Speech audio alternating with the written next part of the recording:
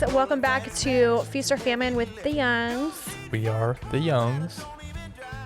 You know, if you haven't, if this is your first time, maybe we should do a quick intro. My name's Veronica. My name's Alex. We are the Youngs. I already said that. We're married. I put a ring on it. If you're only tuning in and not watching us, we just flipped off the camera with our wedding rings. Wedding ring fingers. That's not flipping off the camera. Anyway, So what are we talking about today, Alex? We are talking about pricing. Cost of doing business? Basically, I feel like there's a lot of clients and future clients and not future clients. I feel like there's a lot of people in general that just don't quite grasp why they pay what they pay for a specific service or product or whatever it is. Yeah, I think, it doesn't happen all the time, but I have had someone ask why I charge what I do. And when I mean someone, I mean like a prospective client. They're like, hey, why does it cost this much? And I don't, I think some people would be like, oh, I can't believe they asked that. But I feel like that's a fair question. Like, if someone doesn't do this for a living, I understand, why they might not know what goes into doing our job. And that really is, that's why it's so important to be the authority figure and to educate those people, so that instead of like getting angry and frustrated, just say, I understand you don't do this for a living. Right. You don't understand this necessarily. You don't know all the ins and outs. So yes, this is why it is. Yeah, I took that opportunity and literally like laid out exactly what it costs for us to do the job, and the client was like, "Oh, totally understand." And then they booked. Yeah. But it also can be said on the same side, on the other side of it, there's a lot of business owners in our industry, maybe some that are just starting out, but they really aren't sure why they charge what they charge. Yeah, and that is like, we've talked about this before on our podcast, but you really need to know what your cost of doing business is to know how to properly price yourself. And you'll never make money if you don't know what that number is. And if this is something you want to do full time, you definitely need to know what your cost of doing business is, so you know how much you're taking home, how much of a paycheck you're going to get. Right. So let's just get down to it. We'll talk about this based on what we do for a living. Yeah. Which is wedding photography, videography. But the same idea can be applied to literally any industry, including like if you sell products. Yeah. All right, let's get started. Let's start with, how should we do this? Should we start with the basic? So like what most people see, which is part of the cost of doing business, is the gear? No. Oh. The time we are shooting. Yeah. Mm-hmm. And they don't necessarily see this, but I think they understand a minuscule amount of this, but the editing time. Those are the two things that most clients look at first and think about first, and sometimes it's all they think about.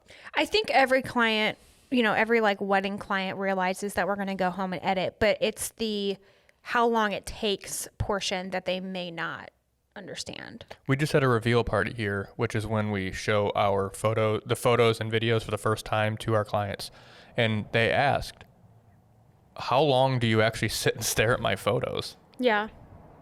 It's hard to say, because every wedding is different. Every wedding has like, a different amount of photos.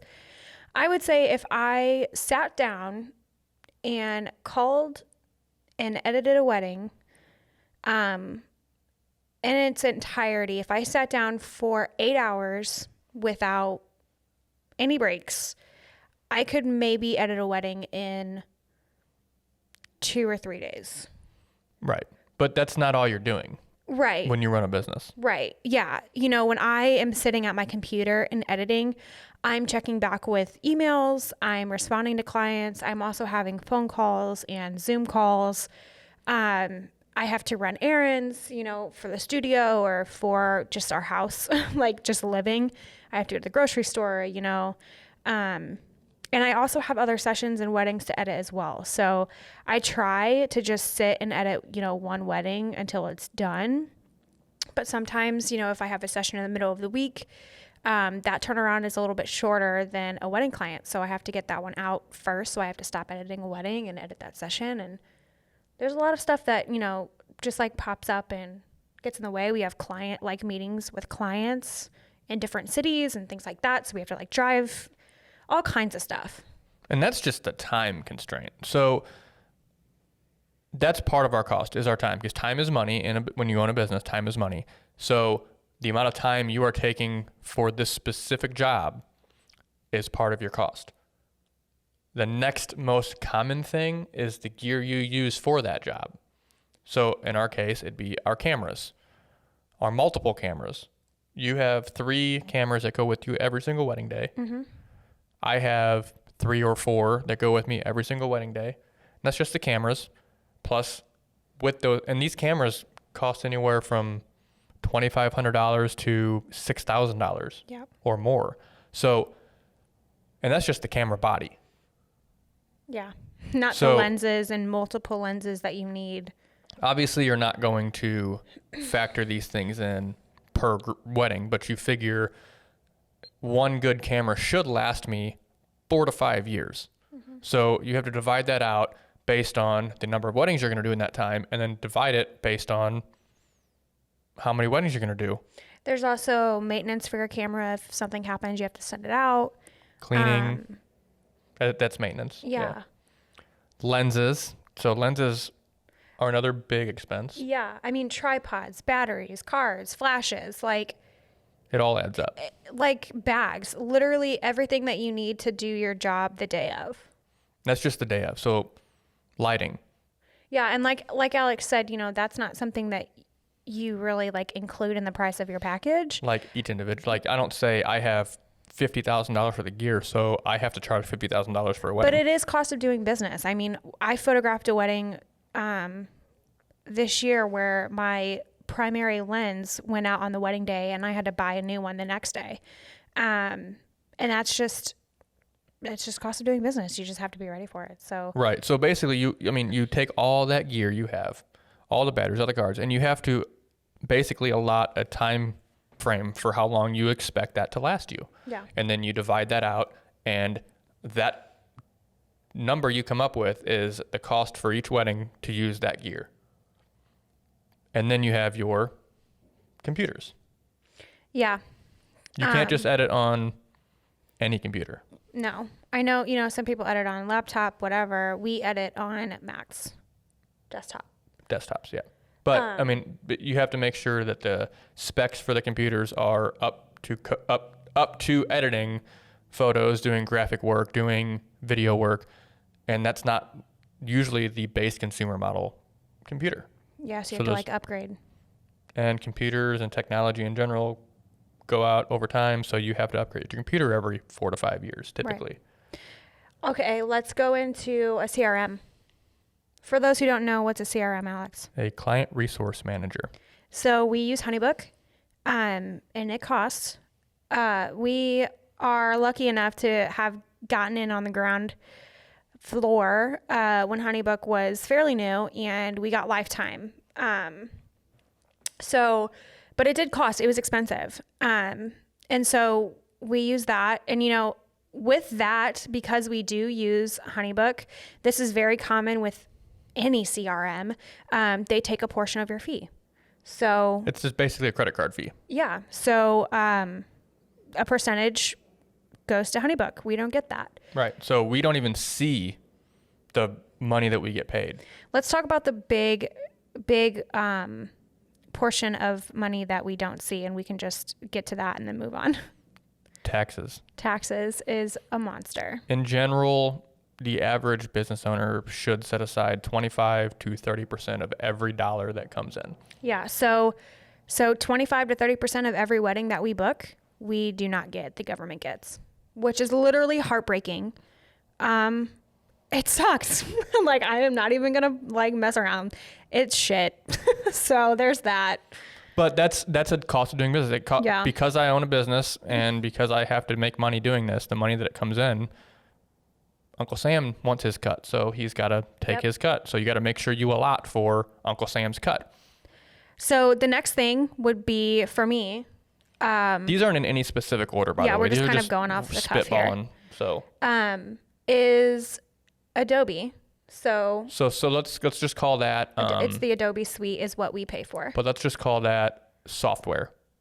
So we have our gear, we have our hardware, which is cameras, lenses, computers, physical, tangible things that we need to do our job. Mm-hmm. Software would be. It's a monthly.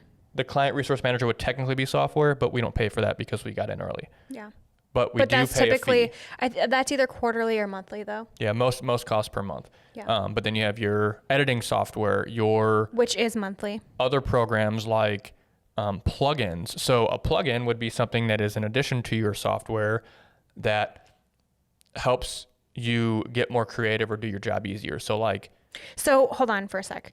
I know we're going kind of quick here, but Alex has a little bit more expenses on his end for doing video than I do for photo. So we'll have to kind of divide that out. But just to keep it simple, like it costs me a monthly fee to keep my Lightroom and edit photos. Right. And you use Adobe Suite Premiere to edit video, but then you have your plugins. Right. But you have plugins too, because presets are plugins. Oh yeah, Color I guess that's profiles. true. I guess that's true. Yeah.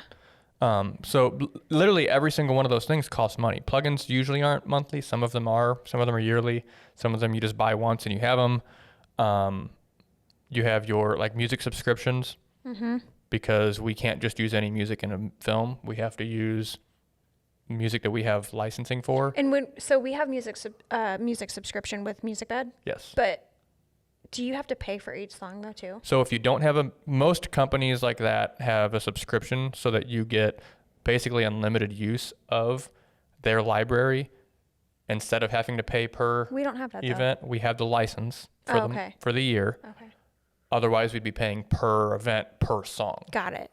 Sometimes I don't even know. Sometimes I put 3 songs in a video. So that's 3 songs plus MusicBed. Some others don't do it this way, but MusicBed charges separately for the full version and the instrumental version.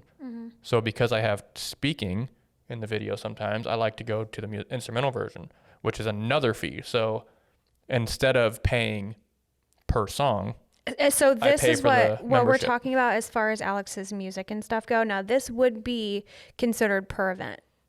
Yeah, but it's also considered a legal fee. Yes. Because legally, I have to have a license to use music in anything that I'm paid to edit. I'm going to mention something that I think a lot of people would never even think of, and that we've only had to do it once. What? We've had to send our audio to an actual audio engineer before. Yes, we've had issues where, and I've talked before about how audio redundancies are key for video, but sometimes your last resort's all you got, and it's not even that great quality. Yeah. So I've had to hire but that's an incurred expense on our end that I wouldn't even consider as part of our cost of doing business, because it's my job at the front to make sure I capture. But at the end quality. of the day, it is something that still costs us to do our business. Right. Not all the time, but it happens. Just accounting for those unknown things, I think, is what we would call that. Yeah, I guess that's good. Yeah. And that kind of leads into the next thing. So we've got hardware, gear, computers, stuff like that. We've got software so that we can do that. We've got, what was the first thing we said? Our time. So let's talk about insurance. Oh, yeah. There are a lot of people operating their business without in this insurance. In this industry without insurance, and that is very a risky dangerous. business. Yeah, it is risky. Because if somebody trips over your light stand that's sitting up and they trip and fall and break their wrist, you're liable for that. If you plug into an outlet in a venue and it sparks a fire and they come find out that it was your gear that caused the fire, you're liable for that. He's naming all the scary ones. I mean, But- if someone picked up your camera and dropped it off a cliff, your insurance would cover a new camera or something like that. Like, Right. And like that's two separate. So you have liability insurance and you have your gear coverage insurance. So we have both. We're covered for $2 million for a venue or event. And we're also covered for all of our gear. yeah. So if our house burned down, we're And not that's an event. is that yearly for us? Yes, Yeah. we pay yearly, you can pay monthly. But insurance, that's a cost that we literally have to have. There are venues that won't let you operate in their venue Unless you have insurance. without a certificate of insurance. Yep. Several venues in St. Louis I've had to send over our insurance policy. And I think almost every out-of-state wedding we've done has asked for that. Yep. So insurance. And then, so let's, I have one. yep. So this has happened a lot more in the last 2 years than it has ever before. I know what you're getting at. But contracts Yes. and addendums and legal fees and Legal a fees, lawyer. period. Yeah. So a lawyer, is, like if you're operating in the service industry or an industry without contracts, you're already setting yourself to fail. Well, and this is one of the ones that can be also for, per event, because we've had weddings where we've had to change our contract based on, conversations that we've had with a client and, things just need to change in the contract. And so we have to consult our lawyer and that costs us money. Or things in the world change, like COVID is a big thing that nobody really had specifics to a COVID-like event in their contract. So that had to be approached. And I feel like we talked to our lawyer more last year than we did ever.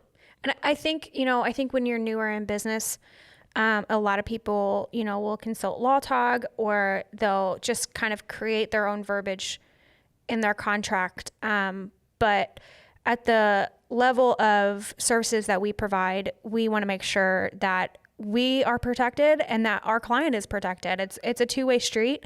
So we want to make sure that we're paying someone who knows what they're doing to create this stuff for us. And going on a Facebook group and asking legal questions to people that aren't lawyers is the worst way to start. Yeah. I'm just going to say it out front because I see that all the time. And my comment is always, you should Consult probably your talk lawyer. to your lawyer. Yeah. Because every state's different. And every situation's different. And if you're in a situation and you don't know how to approach it, what does your contract say? Right. So it's not only important to have a good contract, but know your contract. But that's a completely different episode we could That talk is, all day yeah. on. I forgot something for software. What? My my delivery service and your delivery service Oh, for yeah. videos and photos. So these are services that we upload galleries and videos and stuff to that it's basically like a host It's site. a host, yeah. So we have to pay them to store this stuff for us and to transfer it. So that's another fee. What else? I know that there's more that we're not even thinking about. I mean, in general, yeah, there is, but So more specifically for us, I mean, part of what so let me just say this. Our experience is really the most important thing when it comes to our clients. We want to make sure that we are giving them an amazing experience. And I mean, the things that we do, like client gifts and things like that, cost us money, obviously. We normally do like a Christmas gift that costs us money. Our reveal parties that are, very niche and that we offer cost us money. right. But we all pay for the studio. Yeah, we pay, but it's all something that, we want to make sure that we're including to give the best experience possible to all of our But clients. we also can't end up upside down either. So we have to make sure that it is factored into what we charge because it's part of our experience. It's part of the experience of booking the Youngs. Yeah. We could go all day on new things that pop into our head, but I think the grand scheme of this podcast episode is there's a lot more that goes into what we do than simply doing the job. Showing up, photographing a wedding, and leaving. Right. For sure. So the next time somebody asks you if you run a business, somebody asks you, well, why do you charge this? Don't be afraid. Don't be afraid to educate them. Yeah. I remember, you know, when I mentioned before that when I got that email, I'll be honest, I was like, who are they to like even ask that? Like, don't they know that it costs me this much? And don't they know that I only make, you know, very like little compared to what I'm actually charging? Like, but that's not fair to them. And it is our responsibility to educate them because they don't know. They don't do this for a living. That's why they're hiring you. That's why they're hiring someone who does know what they're doing. So yeah, don't be afraid to just be honest. You know, our motto for our business and the way that we live our life is transparency. And we like to keep it real with everyone. So yeah. I just thought of one that is probably one of the biggest things that we factor in. What? Continuing education. Oh yeah. And experience. Like not the experience, but our experience. Our experience. And our level of service. So like we've been in this for 6 years now. Mm-hmm. And I mean that we've traveled to workshops and things like that cost a lot of money. Yeah. I mean, if you pursue furthering your services by attending a course or a workshop or whatever, those things cost money, but they add value to your experience as well. So that also needs to go and be a factor into what you offer, because you should be doing your clients the service of continuing to get better. Right. We book a year or more out. Mm-hmm. I want the clients that booked us for next year's wedding right now, based on what they see now, to be able to see their product when it's delivered and be like, oh my gosh, that's incredible. Yeah. It's so much better than what I booked them with. Right, exactly. And you can only do that by continuing your education and just improving. For sure. And then there's inflation. But we could literally go on and on and on. Anyway, so if you have any thoughts, any questions, any whatever on this topic, feel free to head over to YouTube. If you're not already there, put it in the comments. If we missed something that you'd like to interject that you think is pretty important, put it in the comments. I think this is kind of a fun topic. And, you know, I think, you know, you can be open about it and be transparent. Yeah, I think this is fun. So let's talk about it in the comments. Let us know what you guys have to say. And that's pretty much it for this one. And we will see you next time. Peace.